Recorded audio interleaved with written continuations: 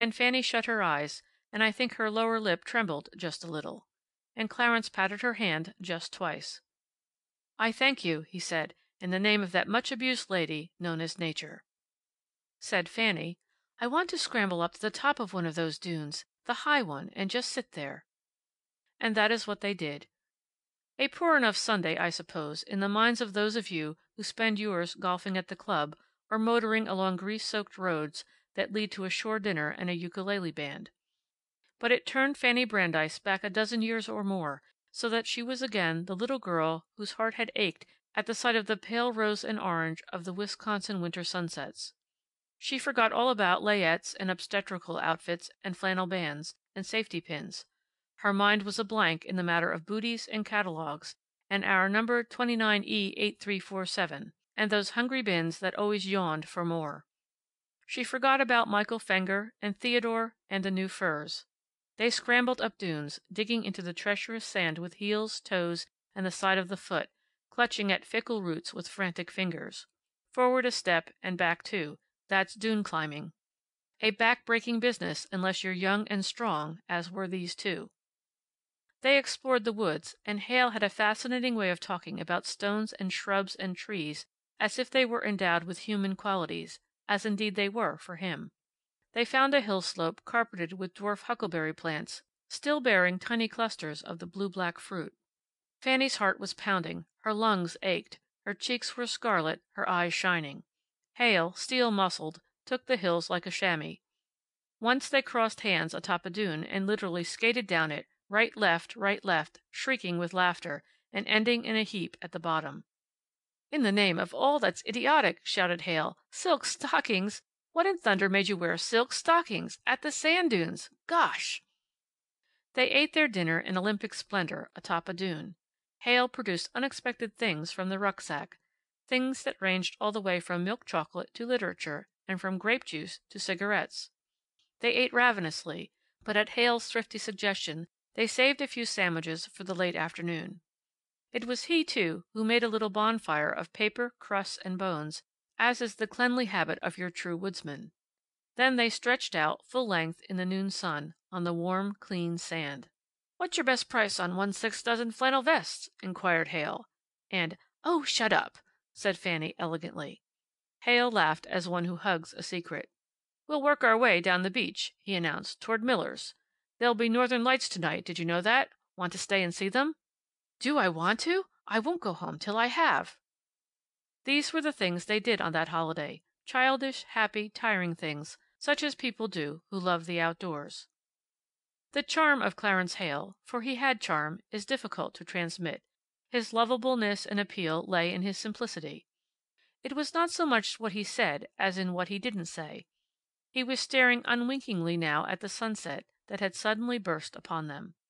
His were the eyes of one accustomed to the silent distances. "Takes your breath away, rather, doesn't it? All that color?" said Fanny, her face toward the blaze. "Almost too obvious for my taste. I like 'em a little more subdued, myself." They were atop a dune, and he stretched himself flat on the sand, still keeping his bright brown eyes on lake and sky.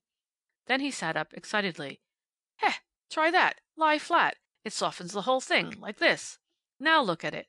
The lake's like molten copper flowing in, and you can see that silly sun going down in jerks, like a balloon on a string." They lay there silent while the scarlet became orange, the orange faded to rose, the rose to pale pink, to salmon, to mauve, to gray. The first pale star came out, and the brazen lights of Gary, far to the north, defied it. Fanny sat up with a sigh and a little shiver. "Fasten that sweater around your throat," said Hale. "Got a pin?" They munched their sandwiches, rather soggy by now, and drank the last of the grape juice.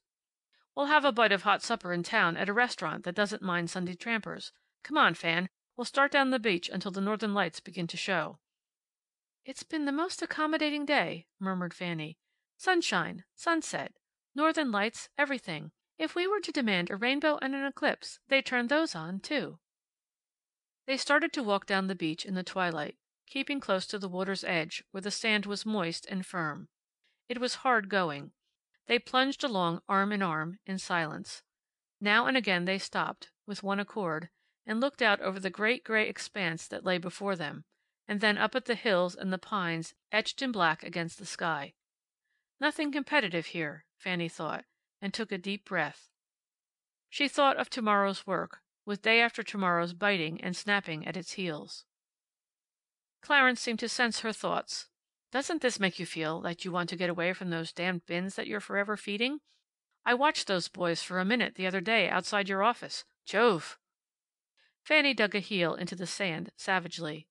"Some days I feel that I've got to walk out of the office and down the street without a hat, and on, walking and running now and then, till I come to the horizon. That's how I feel, some days."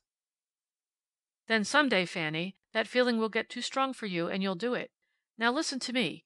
Tuck this away in your subconscious mind, and leave it there until you need it. When that time comes, get on a train for Denver. From Denver, take another to Estes Park. That's the Rocky Mountains, and they're your destination, because that's where the horizon lives and has its being. When you get there, ask for Hale's place. They'll just hand you from one to the other, gently, until you get there. I may be there, but more likely I shan't. The key's in the mailbox, tied to a string. You'll find a fire already laid in the fireplace, with fat pine knots that will blaze up at the touch of a match. My books are there, along the walls. The bedding's in the cedar chest, and the lamps are filled. There's tin stuff in the pantry. And the mountains are there, girl, to make you clean and whole again. And the pines that are nature's prophylactic brushes. And the sky. And peace. That sounds like a railway folder, but it's true, I know." They trudged along in silence for a while. "Got that?" "Mm-hmm," replied Fanny disinterestedly, without looking at him. Hale's jaw set. You could see the muscles show white for an instant. Then he said, "It has been a wonderful day, Fanny, but you haven't told me a thing about yourself. I'd like to know about your work. I'd like to know what you're doing, what your plan is. You look so darn definite up there in that office. Whom do you play with?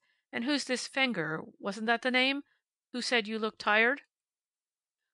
"All right, Clancy, I'll tell you about it," Fanny agreed briskly. "All right, who?"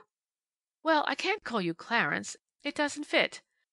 So just for the rest of the day, let's make it Clancy, even if you do look like one of the minor Hebrew prophets, minus the beard." And so she began to tell him of her work and her aims. I think that she had been craving just this chance to talk. That which she told him was, unconsciously, a confession. She told him of Theodore and his marriage, of her mother's death, of her coming to Haynes Cooper, and the changes she had brought about there. She showed him the infinite possibilities for advancement there. Slosson she tossed aside. Then, rather haltingly, she told him of Fenger, of his business genius, his magnetic qualities, of his career. She even sketched a deft word picture of the limp and irritating Mrs. Fenger. "Is this Fenger in love with you?" asked Hale, startlingly. Fanny recoiled at the idea with a primness that did credit to Winnebago. "Clancy, please, he's married." "Now don't sneak, Fanny, and don't talk like an ingenue. So far you've outlined a life plan that makes Becky Sharp look like a cooing dove. So just answer this straight, will you?" "Why, I suppose I attract him, as any man of his sort, with a wife like that, would be attracted to a healthy, alert woman, whose ideas match his. And I wish you wouldn't talk to me like that. It hurts." "I'm glad of that. I was afraid you'd passed that stage. Well, now, how about those sketches of yours? I suppose you know that they're as good, in a crude, effective sort of way, as anything that's being done today." "Oh, nonsense!" But then she stopped, suddenly, and put both hands on his arm and looked up at him, her face radiant in the gray twilight. "Do you really think they're good?" "You bet they're good. There isn't a newspaper in the country that couldn't use that kind of stuff. And there aren't 3 people in the country who can do it. It isn't a case of being able to draw. It's being able to see life in a peculiar light, and to throw that light so that others get the glow. Those sketches I saw this morning are life, served up raw. That's your gift, Fanny. Why the devil don't you use it?" But Fanny had got herself in hand again. "It isn't a gift," she said lightly. "It's just a little knack that amuses me. There's no money in it. Besides, it's too late now. One's got to do a thing superlatively nowadays to be recognized. I don't draw superlatively. But I do handle infants' wear better than any woman I know. In 2 more years I'll be getting $10,000 a year at Haynes Cooper. In 5 years—" "Then what?" Fanny's hands became fists, gripping the power she craved. "Then I shall have arrived. I shall be able to see the great and beautiful things of this world, and mingle with